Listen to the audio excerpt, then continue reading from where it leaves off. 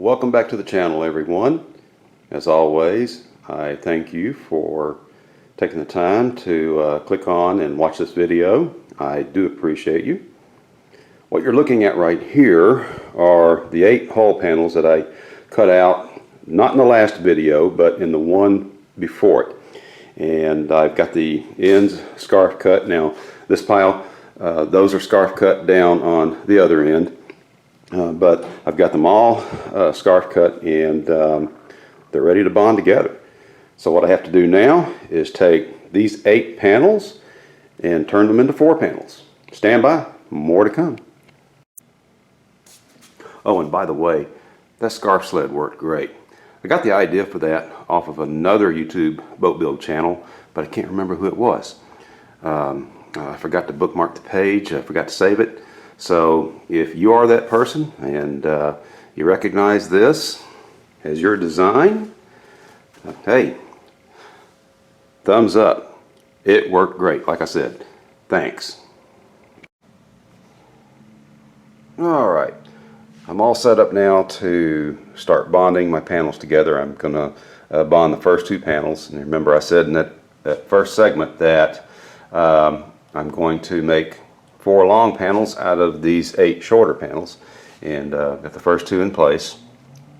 I've got these laid on top of my plywood right here, and I had to put some wax paper down on this plywood so that I don't end up bonding this piece to my panel that I'm going to make.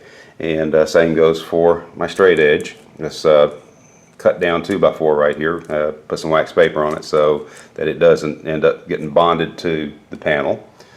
I have alignment marks here, and I just use blue tape for that.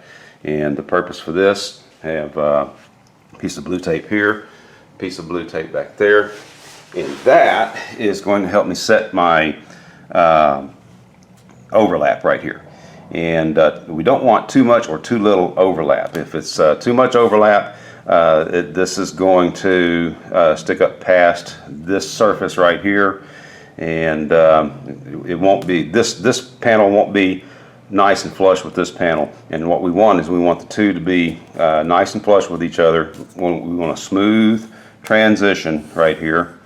We also don't want too little overlap to where we end up with a gap inside that joint. And so I've got that set, and so all I need to do now is start mixing resin. Now I'll be right back.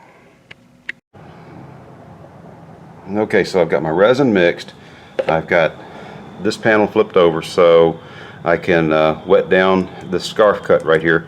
And you want to make sure to put plenty of resin on these scarf joints, because this will soak up that resin like a sponge, and you don't want this joint dry when you go to putting on the thickened epoxy. So with that said, I just need to get busy.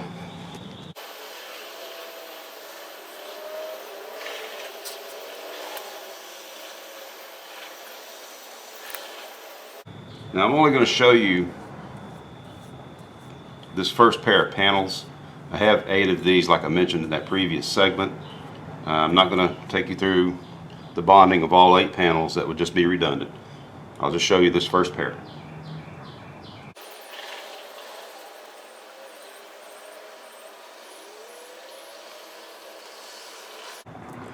Okay, now I want to give that a little time to soak in before adding the thickened epoxy. And it'll turn from that glossy sheen, and it'll kind of start getting more of a satin type look to it when that resin starts to soak into that wood. So we'll just give that a few minutes, and I will turn the camera back on when I get ready to apply the epoxy mixture. Alright, so these pieces are wet down, and I've got the thickened epoxy mixed up like I want it. It's that nice peanut butter consistency.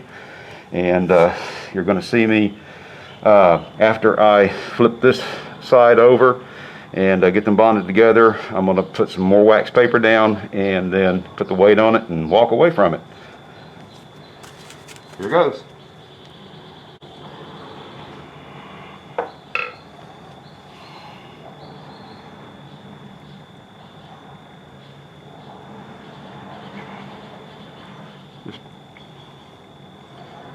just want to make sure you don't have any voids, air bubbles, or gaps in there. Just coat it nice and even.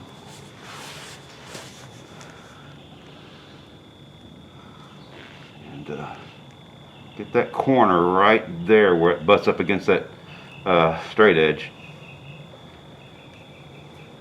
That's a potential for an air bubble right there. All right.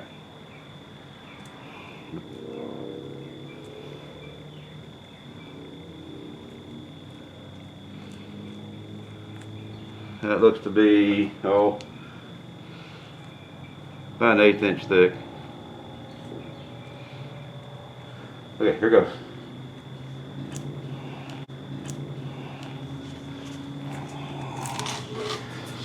It takes longer to set everything up than it does to actually bond these pieces together.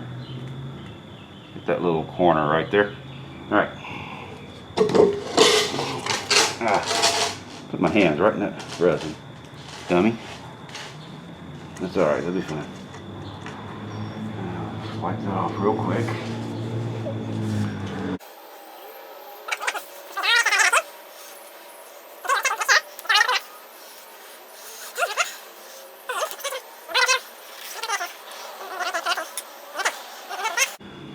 Alright, I hope you saw that and didn't see my shirt hanging in front of the camera. It's gonna be embarrassing. I only get one shot at this. But anyway, what I just did, I took the Bondo paddle and scraped the excess off. So now I'm going to put down another layer of wax paper. Double check my marks one last time. That blue tape that I showed you earlier. Alright, that's good. Lay that right in there, like so.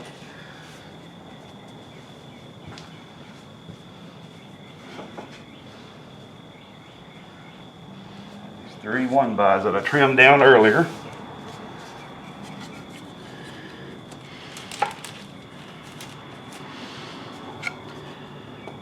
Lay those across there.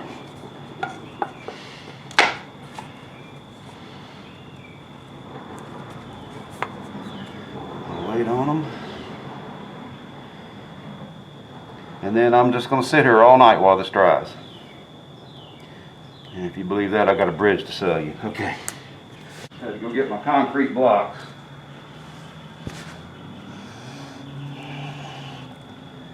Very carefully, I'm going to set this down on here. Disturb it as little as I can. As little as possible. The only thing better than 1 concrete block is 2 concrete blocks.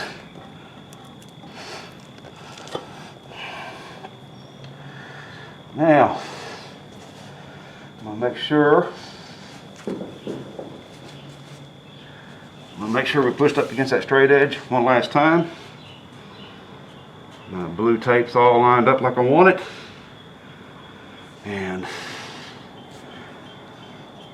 I'll probably throw some more weight on top of this, but good grief, that's probably about 150 pounds right there. Okay. All right. Ah, see, we moved a little bit right there. So now I got to make an adjustment.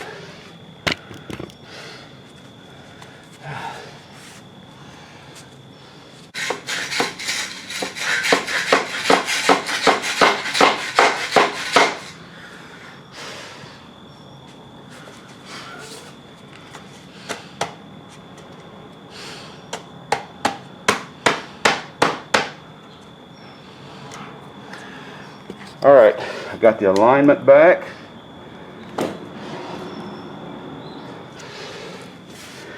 It is back, trust me.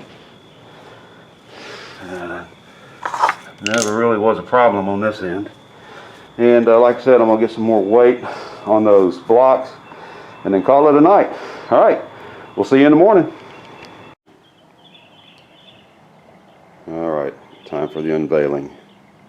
Never quite know how these are going to turn out until I take all the weight off of it. So, here goes.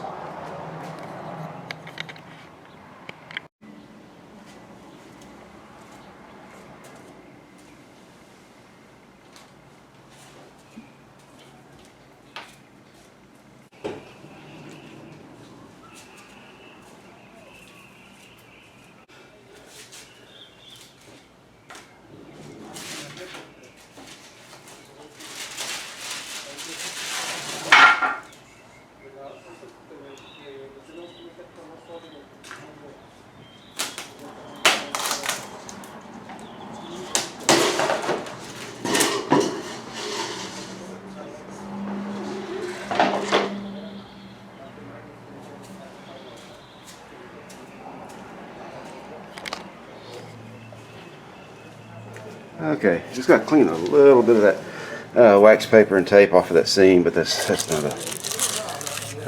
not a big deal at all. But nice and flush. Got a nice smooth transition here.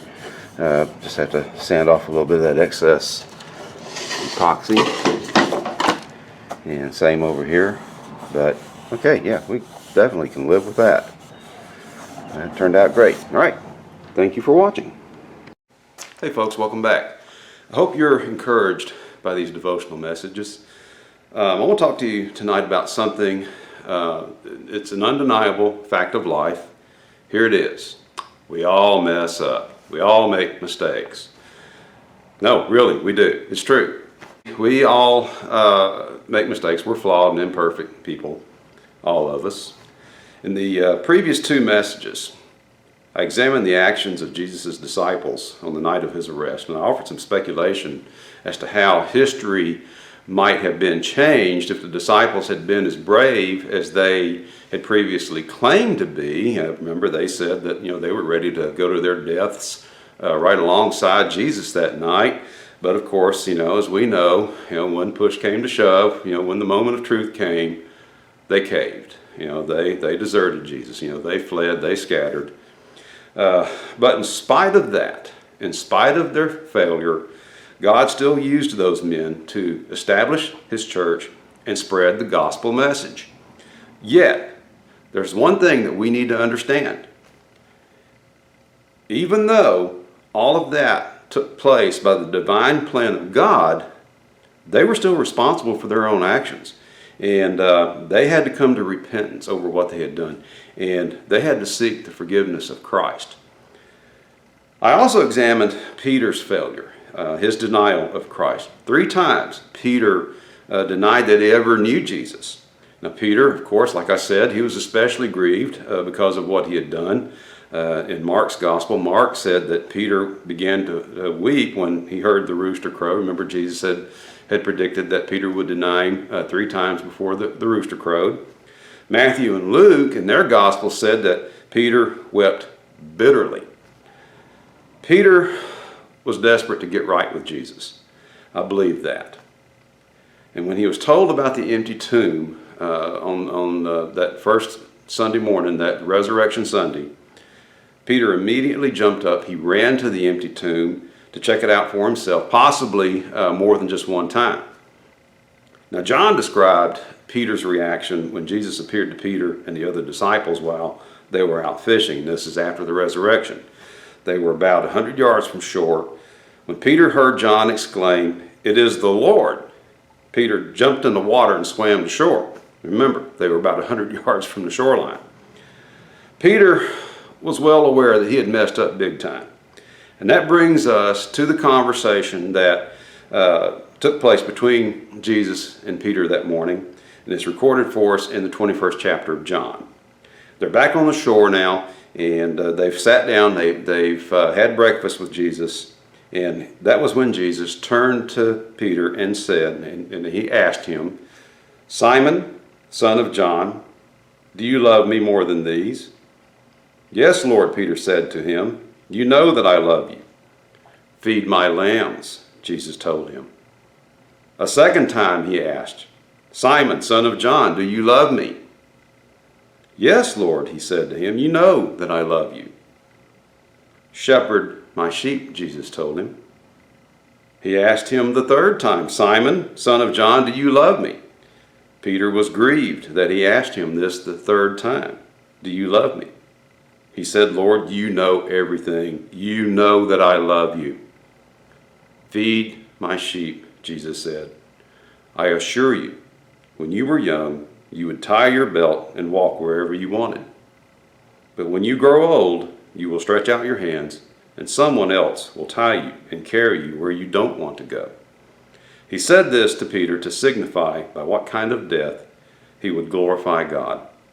After saying this, Jesus said to him, "Follow me." And Peter did, in fact, follow Jesus from that point on for the rest of his life.